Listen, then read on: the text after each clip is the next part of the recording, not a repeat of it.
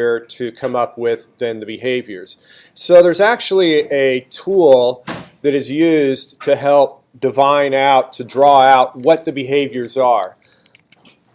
And it is what is called a sequence diagram, and we're going to do a sequence diagram today. It is a real thing. It's not something I make up, nor is it gratuitous in that I'm having you do this, but you'll never see it again.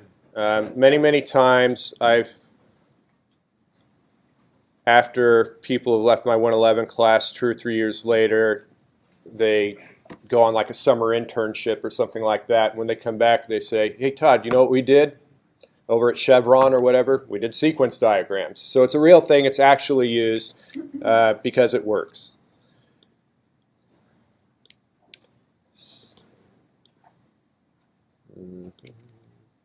So you'll have to bear with me. I have historically used a freehand tool for doing this stuff, and my freehand tool, this is what I'm looking for, kind of finally gave up the ghost last semester, late last semester, so I'm still, this darn thing.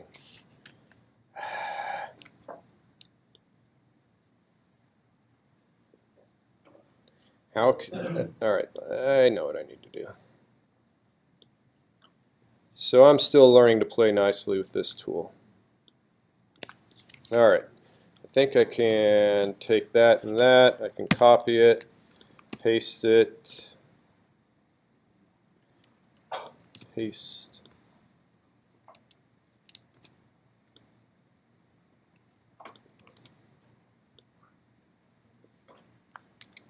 All right. So the way you read this diagram is time travels from top to bottom. The further down you go, the more time that has gone by. We're going to go through a process of documenting a sequence of events that occur in the application. Now, this one sequence diagram will capture probably 90% of everything that you ultimately need to code up. Okay? That isn't true of applications programming generally. It would be very normal to have hundreds of these diagrams for a single application, right? So you could imagine the session where they're figuring out all the bits and bytes for Microsoft Word, and you have one of these for the save as sequence for Microsoft Word, or the spell check sequence for Microsoft Word. You could come up with dozens and dozens of different sequences that they would actually bust out this way to determine the behaviors and the classes involved. What this up top here, what each of these boxes represents an object. So our jousting application it definitely has 4 objects. There are 5 objects, but let me focus on 4 of them. Those are the 2 knights and the 2 weapons. Okay? So a key thing up here is I don't put knight, and if I have 2 knights, I don't say knight, knight. I say what the knights are and what the actual weapons are. And then the 5th item here is for our generating random numbers. That came up yesterday about a random number generator. If I very quickly jump to the project.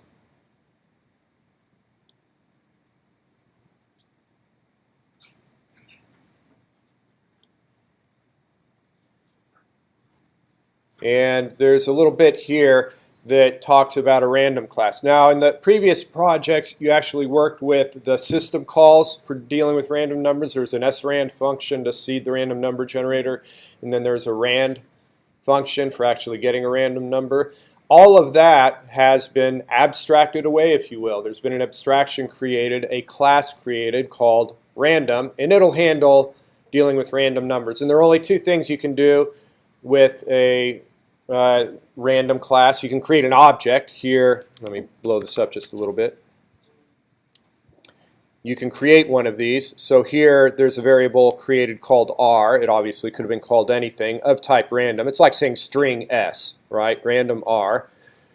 And then you provide it 2 numbers, which is the start and end range for the random numbers it generates. And then the only other thing you can do, other than creating it, is that right there. You can call get, and it'll give you back a random number. Does not print it to see out. It just simply returns the random number so you can put it in a variable and manipulate it and all that kind of stuff. All right. So that's going to be our fifth thing here.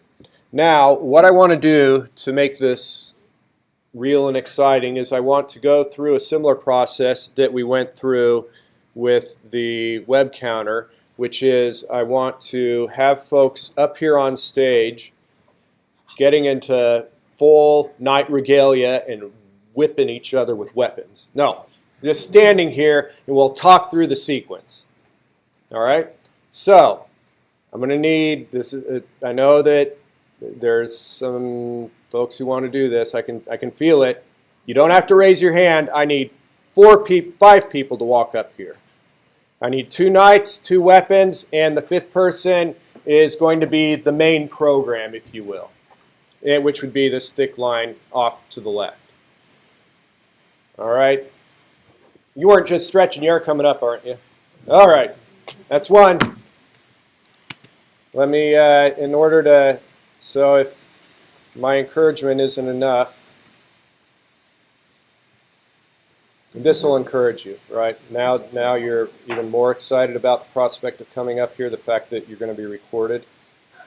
I'm telling you, you're going to want to show this to your parents that you're getting some good learning out of their tuition money here. All right. I got about, looks like about 30 minutes to wait. 4 more. Come on. It isn't hard. It isn't hard. I don't pester you much. It's all right. I'll move this out of the way.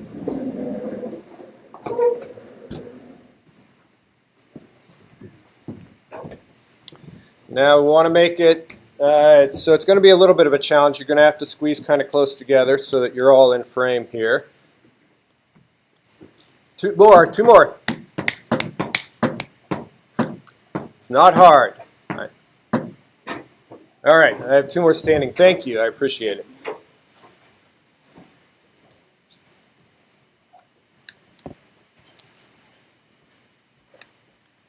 Okay, so you all see the recording here. I need all 5 of you in frame.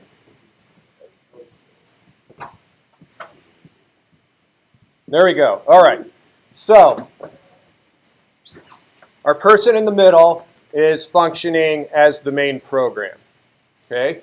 And then just to the outside of our main program are 2 knights. And let me go back to the notes here real quick. We had, the knight has a name, and the knight has a stamina. All right, there's 1 knight. Name, stamina. There's the other knight. And then our weapon has a type, a hit chance. I'm going to just abbreviate that to hits HC, and stamina cost. I'll say, I guess I can write stam cost.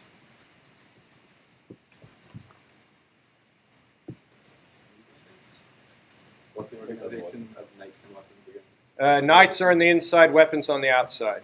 Okay. So it's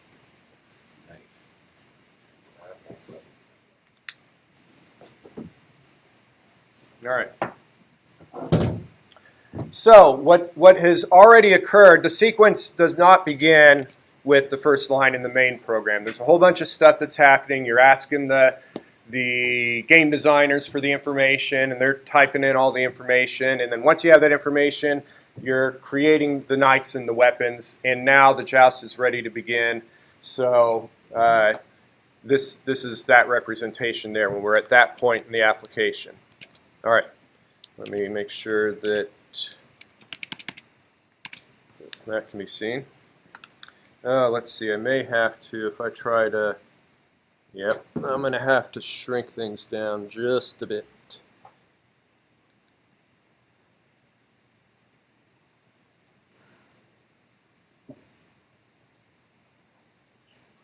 Let me see if I do the. Can make it work like that. All right. So we only imagine this joust has been going on for some time. Oh, actually, we should fill in the attributes. So let me give you each a pen here. All right. I'm going to choose the night names. Sometimes I let you all choose the night names and you choose naughty names. So I'm going to choose the night names. Some people are just sensitive about words. The other night my wife, she got really upset that I used the word puke. I mean, it's not that bad a word, but I don't know. To me, that's just what her dinner tasted like. Let's make, you can be Stormy Night.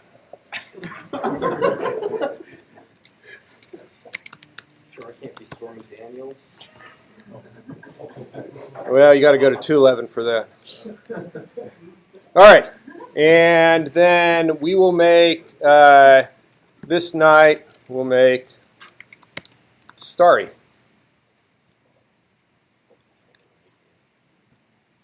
Okay. And of course, I was only kidding about the night names. I just wanted to get that joke in about puke. So you all decide what types of weapons. What type of weapon does Stormy have? Hammer? All right, hammer. War hammer, if you like. Make it.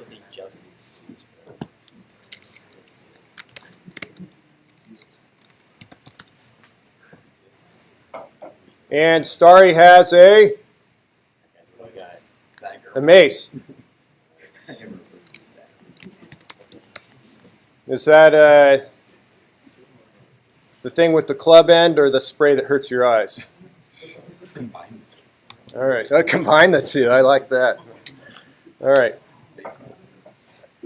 And then this is going to be a random object. Now, normally you would kind of indicate that it's an object and not a class. I'm going to be the random object, so I'll do that. All right. So let's just say, for the sake of argument, that the joust has been going on for some time. How do we know whether or not to continue on to the next round of the joust? I heard someone knocked off the horse. And what's the other one? If they run out of stamina. All right. So Maine's first job then, I'll have to grab this one, I think.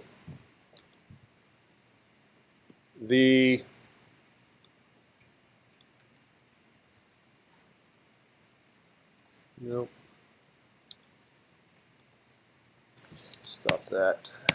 Let's try it again.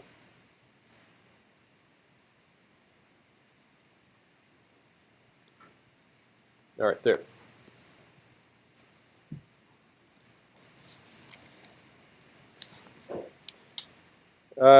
Maine's first job then is to decide whether or not another round should be had here. So what question should Maine ask of Stormy?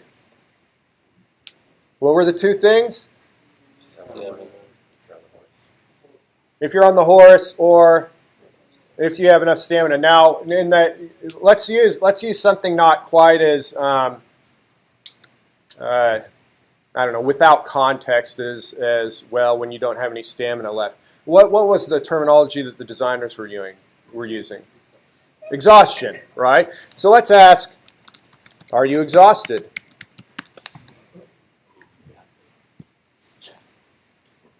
And what I'm going to do, I've got real estate issues, don't I? Well, that's fine.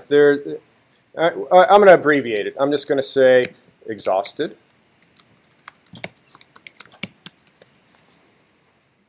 And I'll leave the, I need the question mark there. All right. There's an arrow there. It's just hard to see. So when you ask Stormy, are you exhausted, what kind of thing is Stormy going to return? A Boolean. True or false? Yes? What question is Stormy going to ask of its own attributes before coming up with an answer? Stamina above 0. Ah, very good. Stamina above 0. So I take, let's see. Nope, that's not going to work. Let's try, I guess I just need to do, I'm going to just do this one.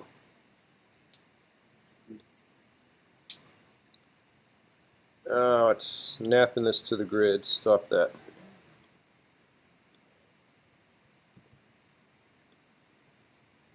And I don't want that. As I said, I'm still kind of working with this.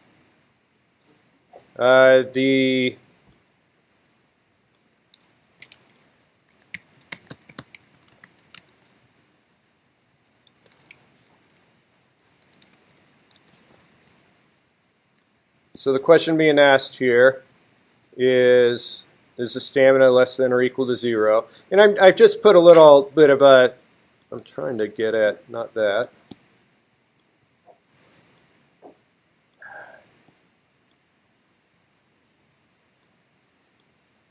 I missed my other drawing program. All right, so that little stub there is just indicating that there's a bit of a question being, a bit of code being executed when Stormy is asked if he's exhausted. So that's going to come back as either true or false. So then there will be an arrow going this way.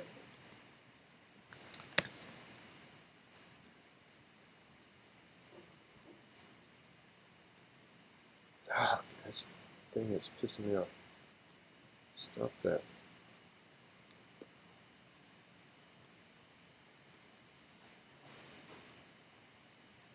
And this is a dashed arrow. All right. And so what's coming back here is either true or false.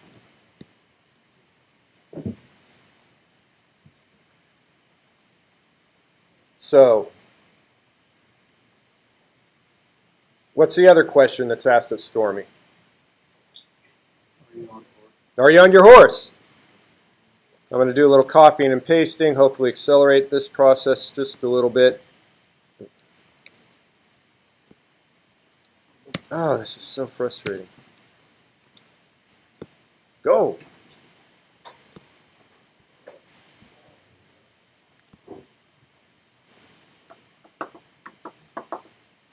And why is it way over there?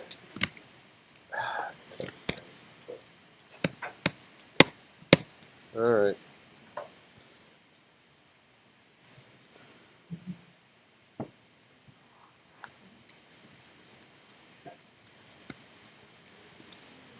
On horse? Or how about horsed? Meaning, are you on your horse? And the answer will come back true or false.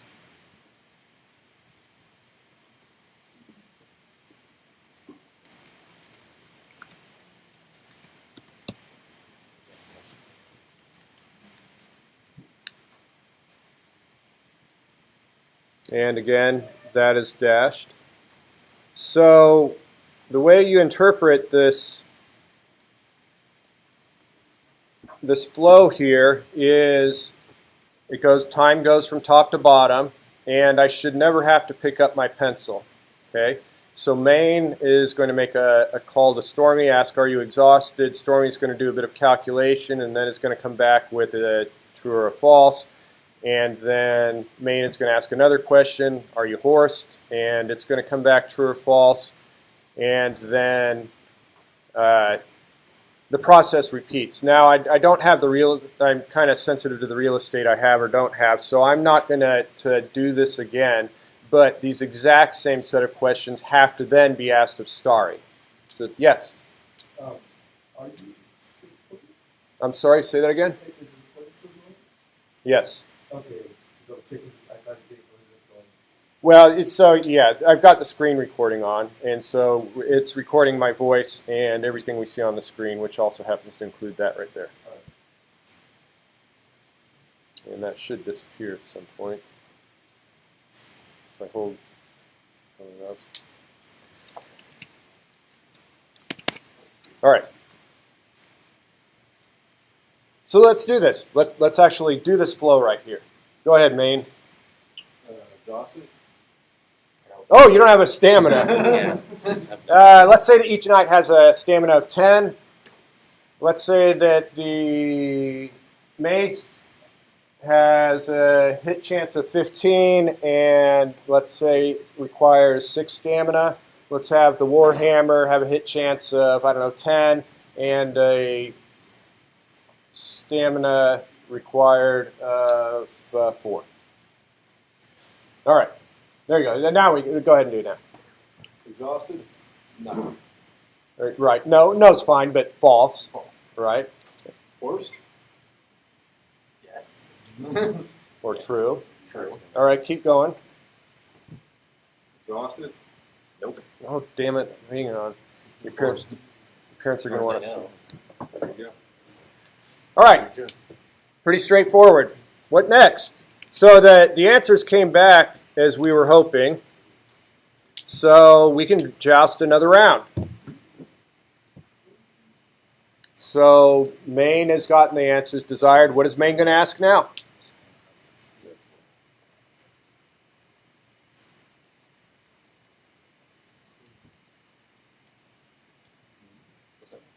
What's Maine going to ask? Oh, that's already been done. What weapon do you want? They've already got a weapon. Do they hit each other? Do they hit each other? So help me, give me some sort of command or question that Maine does in the interaction with Stormy.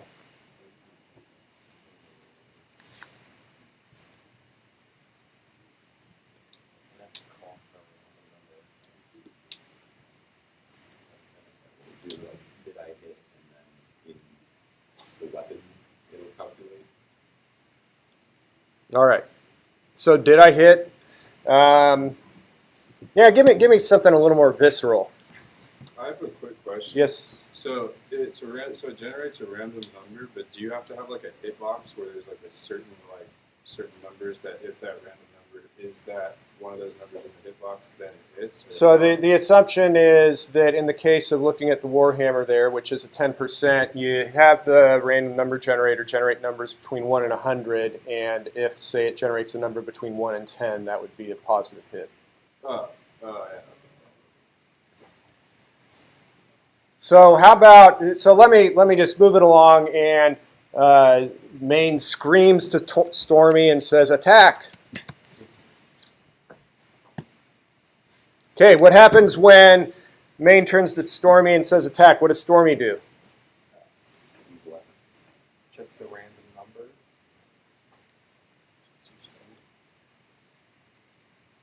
All right, okay, so let's review that. What happens? Give me the general things that happen when one knight attacks another knight. Yeah.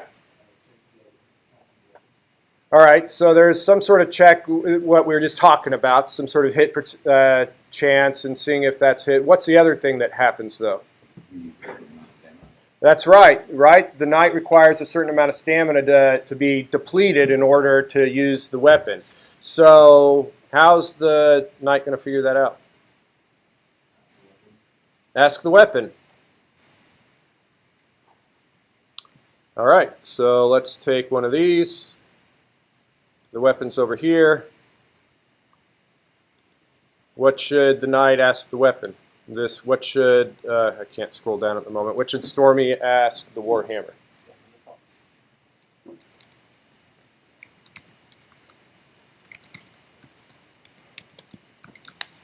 I'll even put a little underscore there. All right, and then the weapon obliges. What number is given back? 4. And then what does Maine do now? Subtracts 4 from the stamina.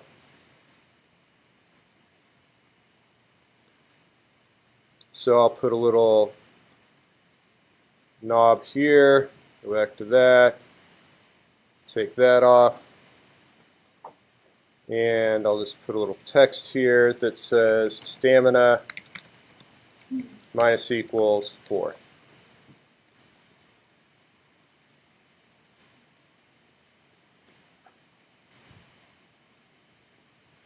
How can I send this behind?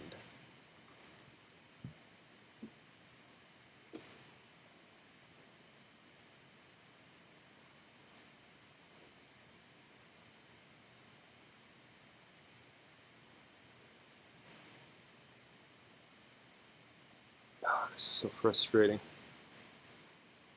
All right. Oh, it'll have to remain a mystery. I'll just do it like that.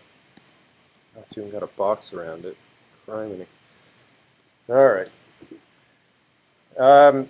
So then Stormy, right, this is Stormy in the Warhammer. Stormy goes ahead and reduces stamina by 4, and then what?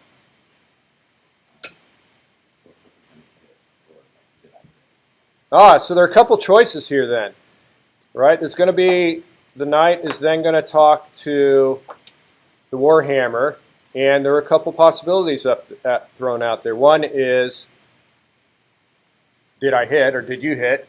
And the other is, what is your hit percentage? Let's look at the latter one first. What is your hit percentage? So I won't draw it. You say, what is your hit percentage? And then the Warhammer comes back with 10. And then what would Stormy do with that 10? Compare with the random, generate a random number and compare it, right? Okay, the alternative is Stormy asks the Warhammer, did I hit or did you hit? One or the other. And then the Warhammer generates the random number and compares it against its hit chance, and then does what? Returns true or false. All right, anyone want to argue one over the other?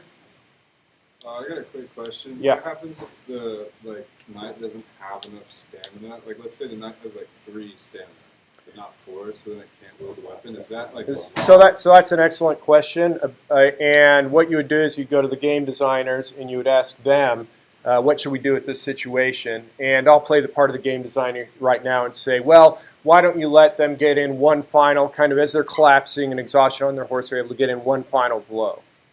Okay? So they can both have a chance of falling off the horse instead of tired? Yeah, absolutely. So anyone want to argue whether the weapon should give the hit chance to the knight and let the knight figure out whether the hit was true or whether the weapon should calculate that and return true or false? Think in terms of abstraction and encapsulation. Which is going to be better? For the weapon to what? Right. So the argument, I'd call this an algorithm. Now, it is a pathetically simple algorithm. You're going to get a random number. You're going to do a simple less than or equal to kind of calculation, right? There's not much to it. But it is an algorithm nonetheless. And in fact, if you read through the materials, they talk about a much more, coming up with later on, a much more complex way of figuring out whether the weapon hits or not, including other factors, maybe the weight of the weapon or something like that. So, yes, in order to encapsulate the behavior with the data it's operating on, that behavior belongs in weapon. All right. Now, that isn't to say there are people who could make an argument the other way, and let me concede that it's arguable. I think the weight lends itself to the quote the right answer being this stuff's in weapon. However, it is debatable. The point of having this discussion for me as an instructor is to show to you this is why you're doing sequence diagrams, right? If you sat down and code, you're not going to come up with these insights. You would not have this question necessarily to go to the game designer to figure out. You wouldn't be thinking where to put this data. In fact, what happens when you don't properly do a sequence diagram, what quite often happens is you end up with a knight that has a get type function, a get hit chance function, a get stamina cost function. Did I say knight? a weapon that has that and a knight that has a get name and a get stamina. And then the main function is sitting there saying, give me your stamina, and then give me your stamina required, and let me subtract them and set your stamina to this now, and then give me this, and then set that, and then all the behaviors are sitting inside of main, and these classes are nothing but what are called a bunch of getters and setters. Get this value, set this value, right? There's no behavior in them at all, and that's kind of the trap you don't want to fall into. You want to properly push these behaviors into the classes where the data is that the behaviors are operating on. All right, so we say to the Warhammer to, did you hit? Did you hit?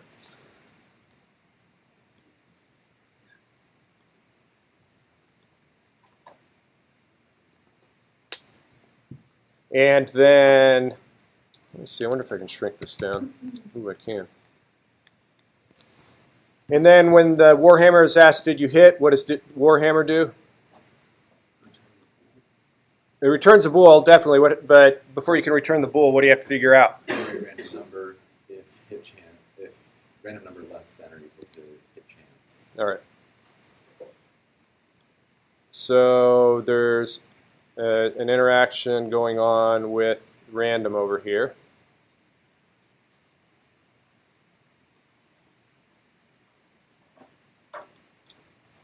What's the only thing? I can create a random object. What's the other thing I can do with random? Get.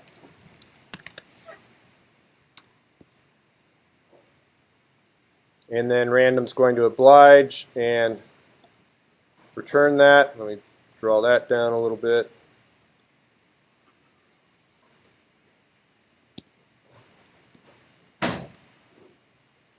Bring that down, bring this down. And then I, as the random number generator, am going to give you back a number.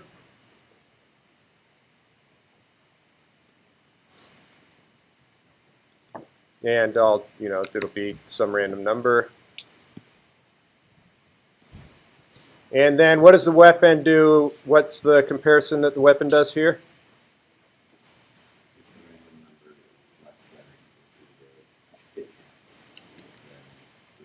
All right, is 43 less than or equal to the hit chance?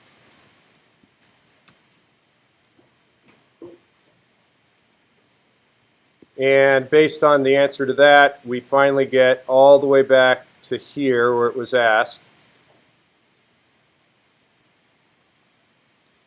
True or false?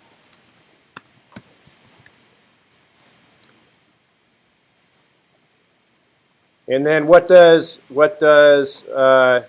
Stormy do with that information? Right, here's where it sends it back to main. Absolutely. Oh, this should be dashed. This should be dashed. All these are all return statements is what they are. And then this is given back to main. Now, what if it was a successful hit? Then what would main do with that information? What if true came back? Tell the other knight. Yeah, absolutely. And that other knight is here.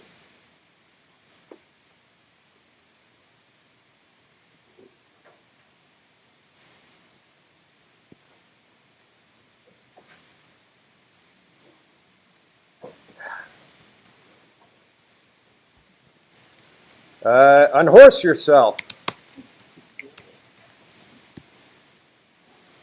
All right, I got 2 minutes left. Let's run through this. This is only if true, right? If a true came back, this is a return, so that's dashed. Whoops, wrong one. And then there's a return here I haven't shown. I'll have to finish this next time, but I want to run through this while I have my 5 volunteers up here. So let's go ahead and run through it from the top. So you did that. We will skip the exhausted. And are you on your horse? We're ready to do a round. Go ahead. Attack. What's my hit chance? 10%. No. Your stamina cost. Stamina. What's my stamina cost? 4. All right, and so you've already done it. Yeah. Okay, so you scratch it out and you change it for now. Now we go to here. Did I hit? What's a random number? Oh, you got to say get. I won't talk to you if you don't say random get. number. No, it's just get. Get. Okay. And then 43. Well, it's not less than 10, so false. False. All right, false. So Maine doesn't do anything with false. Now go ahead with the other 9. Go attack him. All right. Or let's- Yeah, attack. All right, and Yeah. then you do. What's your standard cost? 15%. Oh wait, what? Oh, sorry, 6. Okay, so, So I you took that off. subtract it, goes down to 4. And then what's the chance? Nope, No. right here. Did you hit? Get. 12.